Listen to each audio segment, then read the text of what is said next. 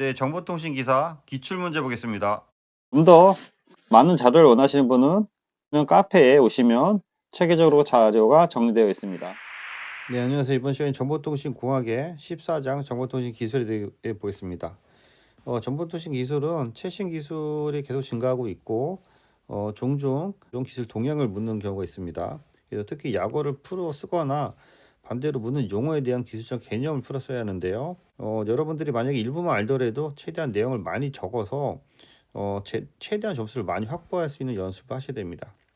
문제 보면 문제 1번 지능형 교통체계인 ITS를 구축하기 위한 무선통신 기술 두 가지를 적으시오라고 했는데요. 이런 식으로 이건 이제 과거 최신 기술인데 최근에도 CVTX라든지 이발보드 VTX는 쓰고 있는 거죠. 데디케이트 숏 레인지 커뮤니케이션 웨이브 와이어리스 억세스 인 비어크 인바이먼트에서 이런 기술 기본적으로 좀 알아두시면 좋을 것 같은데요.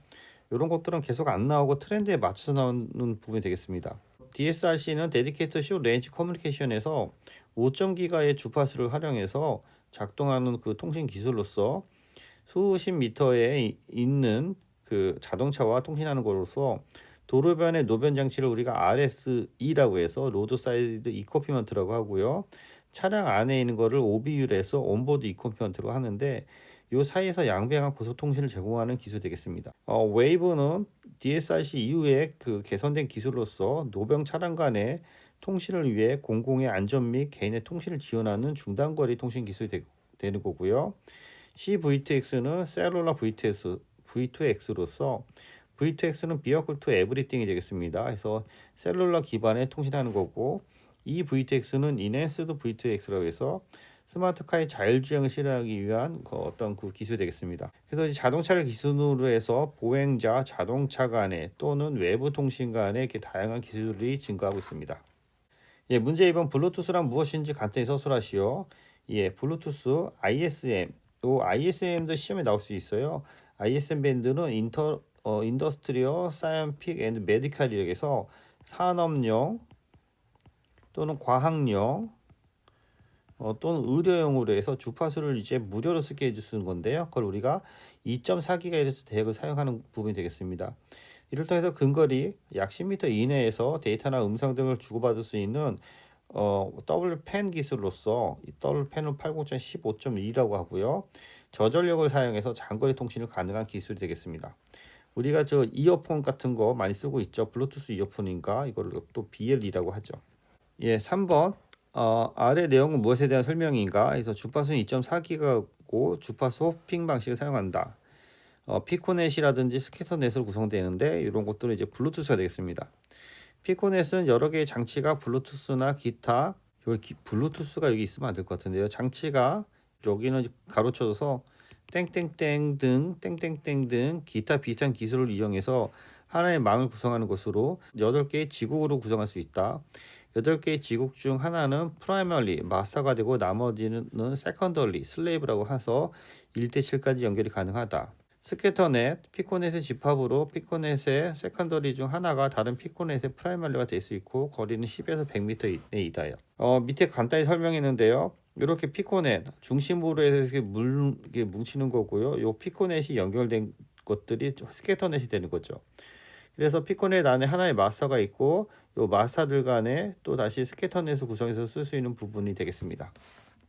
그래서 이거는 블루투스에 대한 설명입니다. 예, 문제 4번 다음은 무엇에 대한 설명인가 해서 클라이언트가 자신을 통해서 다른 네트워크 서비스에 간접적으로 접속할 수 있게 해주는 컴퓨터 시스템이나 응용 프로그램을 가리킨다. 서버와 클라이언트 사이에 중계로 서버와 클라이언트가 있는데 그거의 중간에서 중계 대리 역할을 하는 거를 우리가 프록시 서버라고 합니다. 프록시. 프록시 서버는 클라이언트가 자신을 통해 다른 네트워크 서비스에 간접적으로 접속할 수 있게 해주는 컴퓨터 시스템이다. 해서 이런 것들 이제 프록시 서버가 되는 거죠. 클라이언트가 프록시 서버를 통해서 웹 서버를 이렇게 컨택해주는 부분, 그래서 간접 서버라고 하는 거죠. 예, 5번 홈 네트워크를 구성하는 기술 중에서 전력선 통신 기술의 단점 3가지를 쓰시오. 예전에 많이 나왔던 건데요. 12년, 17년인데 최근에 PLC를 많이 안 쓰기 때문에 자주 시험에 안 나올 수 있지만 과거에 나왔던 부분이 있어서 꼭 체크해 주시 기 바랍니다. 이거는 그 전력선을 이용해서 통신하는 것으로서 이를 통해서 이제 감쇄가 발생할 수도 있고 전기 주파수를 통해서 왜곡이 발생할 수도 있고 잡음이 발생할 수도 있고 향후 표준화에 대해서도 좀 문제가 있습니다. 그래서 우리가 그걸 이제 PLC 통신이라고 하는데요. 밑에 보시는 것처럼 주로 이렇게 전력통 통신에 대해서 여기 보면은 기존의 그 50에서 60Hz에 대해서 여기 더 높은 고주파를 이렇게 통해서 여기에 이제 데이터를 실어서 보내겠다는 거죠. 이를 통해서 별도의 통신선을 깔 필요가 없고 설치가 용이하고 콘센트를 이용해서 간단히 접근이 가능하고 다양한 응용 시장에 연계될 수 있지만 지금 우리나라 같은 경우에는 인프라가 워낙 잘 돼 있어서 굳이 PLC 통신할 필요가 없죠. 이런 건 주로 이제 한국전력에서 많이 추진했었는데 해외로 수출하려다가 최근에는 약간 답보 상태인 걸로 알고 있습니다. PLC 기술의 단점은 잡음이 심하고 부하 간섭이 높고 가변하는 신호 간섭이 발생하고 PC 사용 중에 청소기 등 다른 전자 부품이 사용하면은 이것에 대한 주파수 혼선이 있어서 간섭이 더 증가한다는 거죠. 그래서 제한된 전송 전력, 높은 부하 간섭, 잡음, 가변하는 신호 감쇄 임피던스 특성, 주파수의 특성, 표준화 부재, 국가마다 다른 전력 계통의 구성의 상이함 등에 대해서 크게 활성화 못 되고 있습니다. 문제 6번 다음 사항에 답하시오라고 했는데요. USB에 온을 쓰시오, 장단점을 쓰시오라고 했는데 우리가 USB 많이 사용하고 있죠. 그래서 USB를 우리가 유니버설 시리얼 버스라 해야 돼요. 직렬 버스. 그래서 장점은 그냥 꽂기만 하면 되기 때문에 그걸 우리가 플러그 앤 플레이라고 하고 그래서 이를 통해서 쉽게 사용할 수 있고 핫스와핑 기능을 지원해서 사용 및 조작이 편리합니다. 단점은 USB 컨트롤러 기능이 한정되어 있어서 하나의 컨트롤러에 다수의 디바이스 연결이 불가능하고 많은 것을 연결하면 전송 속도가 늦어지는 게 단점이 되겠습니다. 7번 정보통신망을 구성하기 위한 3대 주요 기능에 대해서 서술하시오에서 정보통신망, 신호기능, 전달기능, 제어기능, 신호기능, 전달기능, 제어기능, 신호기능은 전기통신망에 접속하기 위한 설정 제어 관련 기능, 전달은 데이터나 음성 등의 정보를 전송하기 위한 교환 기능, 제어기능은 교환 설비와 단말기 통신 등의 상호 접속에 필요한 수단으로 제공하는 기능, 그래서 전체적인 컨트롤 기능으로 정리해 주시면 될 것 같습니다. 유사 문제인데요. 정보통신망을 위한 3대 동작 기능에 대해 설명이다. 아래 알맞는 용어를 쓰시오라고 했는데요. 다시 한번 정리가 되겠는데 보내고자 하는 데이터 등 정보를 전송하거나 교환하는 기능으로 정보 신호 또는 전력을 전송 매체를 통해 공간의 한 점에서 다른 점으로 전달한다. 다른 점으로 전달한다 해서 이거를 전달 기능이라고 정리하셔야 될 것 같고요. 통신 회선을 통해 컴퓨터 단말 간에 데이터를 전달할 때 데이터의 송수신이 원활하게 이루어질 수 있도록 하기 위한 기능으로 네트워크에 대한 제어를 담당한다 해서 바로 제어 기능이라고 적어주시면 될 것 같아요. 컴퓨터나 단말의 데이터를 통신 회선에 적합하게 변경하거나 반대의 기능을 수행하는 것으로 다양한 형태의 정보 등에 대한 접속의 설정과 제어 및 관리를 하는 것, 이런 걸 이제 신호 기능이라고 하는데요. 전달 기능, 제어 기능, 신호 기능을 잘 구분하시기 바랍니다. 그래서 밑에 보충 설명했는데요. 정보통신망 3대 기능, 3대 구성 요소, 시스템의 3대 구성 요소 이런 것들 다 헷갈린데, 자, 정보통신망 시스템의 3대 구성 요소, 단말, 전송, 컴퓨터, 정보통신 시스템의 3대 구성 요소, 단말, 전송, 컴퓨터, 정보통신망의 3대 구성 요소, 단말 장치, 전송 장치, 교환 장치, 정보통신망의 3대 동작 기능, 전달 기능, 신호 기능, 제어 기능인데요. 각각의 용어들이 약간씩 헷갈릴 수 있기 때문에 여기 두 번째 거 요거랑 맨 끝에 거 다섯 번째 거 단말, 전송, 교환 기능과 전달, 신호, 제어 기능 요 정도만 구분하면 될 것 같습니다. 예, 문제 9번 데이터 통신 사용된 주요 통신 속도 4가지 쓰시오에서 변조 속도, 전송 속도, 신호 속도, 배열의 속도. 예, 그래서 변조 속도는 초당 신호 변화나 상태 변화를 나타내는 속도로 보드가 되는 거고요.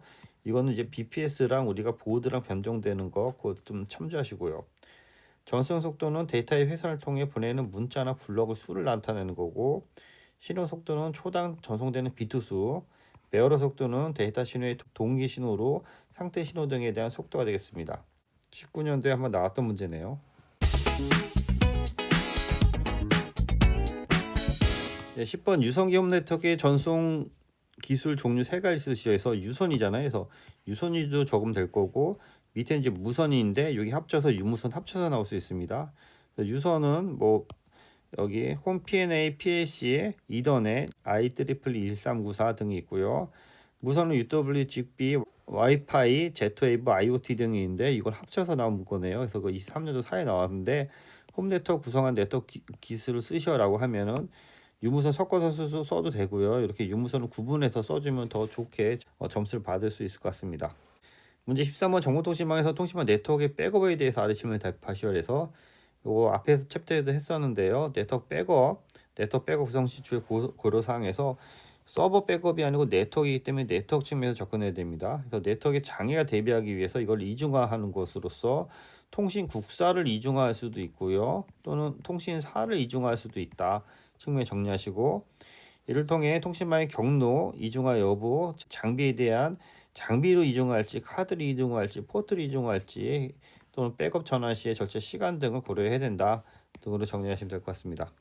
다음은 시스템 백업에 대한 사항이다. 아래 사항을 정리하시오라고 하는데 콜드 백업, 핫 백업, 원 백업인데요. 콜드 백업은 시스템을 종료 후 백업을 하는 거고 핫 백업은 종료하지 않고 어떻게 보면 실시간 백업을 하는 거죠. 원 백업은 두 가지를 혼합한 건데 시스템은 종료하지 않지만 외부 상자와 내부 시스템을 변경하지 못하는 부분이 되는 건데요. 이렇게 그 콜드 백업과 여기 핫 백업을 이렇게 구분했는데요. 핫 백업은 실시간성이고 원 백업은 콜드와 핫 그 사이에 있는 것으로 이해하시면 될 것 같아요. 그래서 콜드 백업은 데이터베이스를 종료시킨 후 전체 파일을 백업받는 것이고 셧다운은 정상적인 셧다운을 이해야 되고 핫 백업은 데이터를 종료시키지 않고 파일을 백업하는 것으로서 테이블 스페이스 단위로 백업을 수행합니다. 다음은 디제스터 리커버리 복구 수준의 별 아래 상에 답하셔야 했는데 여기 보면 핫 사이트, 웜 사이트, 콜드 사이트, 미러 사이트인데 위에는 이제 서버 기준으로 좀 얘기한 거고요. 밑에는 네트워크 기준으로 얘기한 겁니다. 미러 사이트는 주센터와 데이터를 실시간으로 동기화해서 거의 쌍둥이처럼 있는 게 이제 미러 사이트고요. 쌍둥이. 핫 사이트는 주센터와 백업 센터 간의 데이터망을 이중화해서 수시간 내에 백업을 하는 거고 웜 사이트는 일부 장비 등을 이제 갖고 있는 건데요. 백업 장비라든지 원격지 백업을 하지만 실시간성을 미지원하는 거고 콜드 사이트는 복구 시간이 좀 느리고 특정 시점에 백업을 하는 게 콜드 사이트가 되겠습니다. 그래서 밑에 보충 설명해 놨는데요. 재해상 발생 시 주 시스템과 백업 시스템의 거리도 중요하다 해서 보통 우리가 50km 이내가 일반적이지만 너무 가까이 있으면은 DR이 구성하는 역할이 안 돼서 국내에서도 약 100km 이상에 떨어뜨리는 경우가 많이 있습니다. 그래서 일단 핫 사이트랑 미러 사이트를 구분하셔야 되는데요. 미러 사이트는 이제 100% 동기가 에서 이제 이중화를 하는 거고요. 실시간으로 리얼 백업을 하는 건데 미러 사이트는 핫 사이트는 미러 사이트 대비 수시간 이내에 백업망을 구성할 수 있게 하는 겁니다. 수시간 이내에 절차가 할 수 있게 하는 거고요. 콜드 사이트는 전혀 백업이 안 된다고 보시면 될 것 같고요. 웜 사이트는 주기적으로 백업을 해서 지원하는 것으로서 실시간성은 지원을 하지 않습니다. 실시간성은 지원하지 않는 부분이 되겠습니다. 그것에 대한 설명에서 이거 참조하시고요. 16번 다음 가로 안에 들어갈 용어를 쓰시오라고 해서 와이어리스 팬에서 80.15.1을 기반으로 근거리 무선 통신 규격 중 10에서 100m 안에 컴퓨터, 프린터, 휴대폰, PDA 등 정보통신 기기는 물론 각종 디지털 가전제품 간의 통신에 물리적인 케이블 없이 무선으로 고속 데이터를 주고받을 수 있는 기술인데 이것이 어떤 기술이다? 80.15.1은 불코유지에서 블루투스라고 바로 적어주시면 될 것 같고요. 땡땡은 소형 저전력 라디오를 이용해서 퍼스널 통신망을 구성해 표준 기술이다 해서 250km의 전송 속도를 가지며 블루투스보다 단순하다 해서 이걸 직비 기술이라고 합니다. 그 다음에 땡땡은 80.15.4 기반으로 만들어진 저속의 무선 네트워크로서 직비에서 사용되는 디바이스로 특정된 목적의 노드 비용을 줄이기 위해 많은 부분을 간소화하여 최소한의 비용으로 일부 기능을 제공하는 것을 우리가 RFD 그래서 Reduce Function Device라고 합니다. 그래서 요거 참조해서 정리하시고요. 2010년에 나오고 다시 안 나온 거기 때문에 이 RFD는 안 나올 것 같고요. 블루투스랑 직비는 구분하시고요. 직비 250kbps의 저전력이다 라는 쪽으로 정리하시기 바랍니다. 뒷부분 참조하시고요. 여기에 FFD랑 RFD랑 이게 정리가 되어 있는데요. 이 FFD는 Full Function Device에서 요 그림의 FFD가 요 펑션이 되는 거고요. 그래서 코디네이터라든지 라우터 종단 기능을 하는 거고 RFD는 완전히 종단하는 장비가 되겠습니다. 예, 참조하시 기 바랍니다. 네, 이상입니다. 수고했습니다.